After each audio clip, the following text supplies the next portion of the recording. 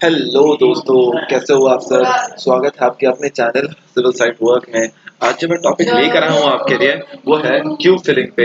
हमारा cube filling जो हम सीखते हैं अपने अंडर ग्रेजुएशन में, फिर उसके बाद हमारा जो साइट पे जो काम होता है क्यूब फिलिंग का, वो हम लोग कैसे करते हैं, किस बेसिस पे करते हैं, और उसके बाद जो टैंपिंग रॉड होता है उसका उसका डायमेंशन क्या होता है, कितने बार टैंप करना होता है, आईएस कोड क्या कहता है इस चीज के बारे में, कितने लेयर में फिल करना चाहिए इसको, क्या कंडीशंस है इसको फिलिंग करने का। आज इन टॉपिक पे कंप्लीट डिटेल में बात करेंगे। तो वीडियो में स्टार्टिंग से एंड तक बने रहना, ओके, और इसको पूरी अच्छी तरीके से देखना और समझना। आप इस वीडियो देखने के बाद क्यूब फिलिंग का पूरा प्रोसेस स्टार्टिंग टू एंड आप समझ जाओगे, ओके। एंड ये टॉपिक बहुत ही इंपॉर्टेंट है अपने फ्रेशर्स के लिए और साइट इंजीनियर्स के लिए, क्योंकि ये हर साइट पे हर बार कास्टिंग पे, यानी कास्टिंग तो हमेशा साइट पे हर दिन या फिर हर अल्टरनेट डेज पे होता ही रहता है। तो ये लाइक हर दिन या फिर हर अल्टरनेट डेज पे करना ही होता है इसको, इसलिए इसको स्टार्टिंग से एंड तक पूरा देखना, ओके। चलो स्टार्ट करते हैं वीडियो। तो देखो दोस्तों, ये देखो सामने हमारा क्या एक क्यूब रखा हुआ है, और भी क्यूब है लेकिन ये क्यूब पे मैं आपको सैंपल दिखा रहा हूँ। इसका सबसे पहला कंडीशन होता है क्यूब फिलिंग का कि आपका क्यूब साफ होना चाहिए। हमारा एक्चुअली क्यूब पूरा साफ था और शटरिंग ऑयल लगाया हुआ था, उसमें जो ऑयल होता है लगाने का वो लगाया हुआ था। लेकिन क्या होता है कि आगे पीछे जो उसने फ्योरी वाले ने जो क्वांटिटी गिराया यहाँ पे, जो फ्रेश मोर्टार जो गिराया उसने, उसकी वजह से उसका कुछ छींटा पड़ गया था। सो कोई मसला नहीं है, ओके। सो पहला रिक्वायरमेंट होता है कि आप बिल्कुल आपका साफ होना चाहिए। जो आप अपना क्यूब भरोगे वो बिल्कुल साफ होना चाहिए, ओके। उसमें कोई डस्ट वगैरह, कोई डस्ट पार्टिकल्स कुछ भी नहीं होना चाहिए उसमें। सबसे पहली तो ये होती है अपनी रिक्वायरमेंट। और फिर दूसरा ये होता है कि आपके पास डैम्पिंग रॉड होना चाहिए जो कि 25 mm डाया का होना चाहिए। अगर आपके पास 25 mm डाया का डैम्पिंग रॉड नहीं है तो आप उसकी जगह पे 25 mm का सरिया यूज कर सकते हो, ओके। और आपको आईएस कोड बताता है 456-2000 कि आप जब भी भरेंगे मोर्टार को तो आप 3 लेयर्स में भरेंगे। ये देखिए हमने पहले लेयर डाला है, ठीक है, और उसके बाद 25 टाइम्स टैंपिंग होनी चाहिए। टैंपिंग करते वक्त ध्यान रखना है कि चारों साइड में होना चाहिए, ओके। आपको एक्चुअली क्यूब का 3 लेयर कर लेना है। एक लेयर आपको भरना है, फिर उसके बाद 25 टाइम्स स्टैंपिंग, फिर दूसरा लेयर भर दिया इसमें, और उसके बाद फिर से भी 25 टाइम्स स्टैंपिंग हो रही है, ठीक है। आपको कॉर्नर में, सेंटर्स में, सब जगह ध्यान रखना है कि सब जगह टैंपिंग होनी चाहिए। ये देखो अब कॉर्नर में चलाया इसने, फिर सेंटर में चलाया। अब ये देखो, अब ये तीसरे लेयर में अब इसको भर रहा है। तीसरे लेयर में भरने के बाद इसको फिर से आप अपने चिजल से भी, आप ये देखो ट्रॉवल से भी आप अपने कर सकते हो इसको बराबर, ठीक है। वही जस्ट जुगाड़ू मेथड। और इसके बाद मैंडेटरी है कि आप अपने टैंपिंग रॉड से 25 टाइम्स आप इसको टैंप करो, ओके। टैंप करना होगा, उसके बाद क्या आप इसको बराबर कर देना होता है। बिल्कुल पूरी ऊपर से आप बिल्कुल इसको बराबर कर दोगे और ये अपना कंप्लीट हो जाएगा। उसके बाद आपका काम ये होता है कि आप इसको सूखने दो। आप इसको सूखने दो और फिर उसके बाद जब ये करीब करीब 2.5 से 3 घंटा हो जाएगा, इसको एयर लगे हुए, आई मीन इसी तरीके से सूखते हुए इसको 2.5 से 3 घंटा हो जाएगा, तब फिर आप क्या करोगे, आप इस पे जो भी डिटेल आपको मेंशन करना है वो आप इस पे मेंशन कर दोगे, ठीक है।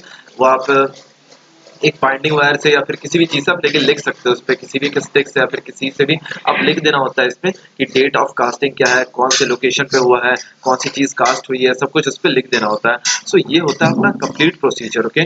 और बाकी कितने सेट क्यूब यूज किया जाता है, कितने एम क्यूब पे, वो मैं आपको आगे बताता हूँ अभी। ये देखो, तो ये देखो दोस्तों, हमारा जो डायमेंशन मैंने आपको बताया था 0.150 क्रॉस 0.150 क्रॉस 0.150, ये मैंने 0.150 जो है ये मैंने इस तरीके से लिखा है, यानी 150 है, उसको मैंने 0.15 मीटर करके लिखा है, ओके। तो 0.15 मीटर, 0.15 मीटर क्रॉस 0.15 मीटर। फिर जो क्यूब की जो बारी आती है कि कितने एम क्यूब की कास्टिंग होगी और इसमें कितना सेट क्यूब यूज़ होगा हमारा। तो एक सेट हमारा ये थंब रूल है कि एक सेट, अगर मैंने बोला कि अगर एक सेट की क्यूब की ज़रूरत है, हमारी कास्टिंग है, मान लो हमारी 5 एम क्यूब की कास्टिंग है और मैंने बोला कि एक सेट क्यूब लगेगा, तो एक सेट क्यूब का मतलब है कि 3 क्यूब लगेगा, ओके। एक सेट बराबर 3 क्यूब होता है, ये हमारा फॉर्मूला है, ओके। अब अगर मान लो हमारी छोटी सी कास्टिंग है 1 से 5 एम क्यूब की, मान लो 1 एम क्यूब की या फिर 4 एम क्यूब की या फिर 5 एम क्यूब की, ठीक है, 5 एम क्यूब की मान लेते हैं, तो हमारा एक सेट क्यूब यूज़ होगा, ठीक है। और अगर 6 से 15 एम क्यूब की कास्टिंग है तो कितना एम क्यूब का यूज़, कितना सेट यूज़ होगा, 2 सेट यूज़ होगा। और क्यूब का क्या मतलब है आपका, अगर 1 सेट बोला तो इसका मतलब है कि 1 सेट को 3 से आप मल्टीप्लाई कर दो, यानी 3 क्यूब, 3 क्यूब यूज़ होगा अपना। और अगर 2 सेट है तो 3 से मल्टीप्लाई कर दिया, 6 क्यूब। ये इस तरीके से है। ओके, अगर मान लो आपका नॉर्मल सी कास्टिंग है 16 से 30 एम क्यूब या फिर 31 से 50 एम क्यूब की कास्टिंग है, तो 3 सेट होगा और 4 सेट यूज़ होगा। अगर 16 से 30 है तो 3 सेट, अगर 31 से 50 है तो 4 सेट यूज़ होगा। तो अगर 3 सेट यूज़ कर रहे हो तो क्या होगा, 9 क्यूब हो जाएगा, 3 3 9 हो जाएगा। और अगर 4 सेट आप यूज़ कर रहे हो तो 4 3 12 क्यूब हो जाएगा। सो इस तरीके से है। अगर 51 से 100 एम क्यूब यूज़ कर रहे हो तो 5 सेट, अगर 101 से 150 एम क्यूब यूज़ कर रहे हो तो 6 सेट, और 151 से 200 एम क्यूब यूज़ कर रहे हो तो 7 सेट। 7 सेट का क्या मतलब हो गया, 7 क्रॉस 3 7 3 21 क्यूब यूज़ होगा आपका। ओके, एक चीज़ आता है, अगर मान लो आपकी बहुत बड़ी कास्टिंग है कि आपकी 200 250 एम क्यूब की, मान लो 250 एम क्यूब की कास्टिंग है, ठीक है, तो उसके लिए आप कैसे डिटरमाइन करोगे, तो उसके लिए डिटर्मिनेशन है कि 201 से 250 एम क्यूब कितना हो जाएगा, 8 सेट हो जाएगा, 8 सेट। ओके, अब इसको ही क्रॉस कर दें, कितना हो जाएगा, 8 3 24 क्यूब यूज़ होगा अपना। ओके, देखो क्या होता है ना फॉर्मूला, 200 के बाद हम लोग जब पहुंचते हैं ना, जब ये 200 पहुंच गए, 200 पहुंचने के बाद क्या होता है, जब भी इंक्रीज़ होता है, for every increase of 50 metre cube equal और लेस, ठीक है, चाहे हमारा 50 मीटर क्यूब का इंक्रीज़ हो, ठीक है, 50 मीटर का हो या फिर उससे कम हो, ठीक है, there is an increase of 1 set.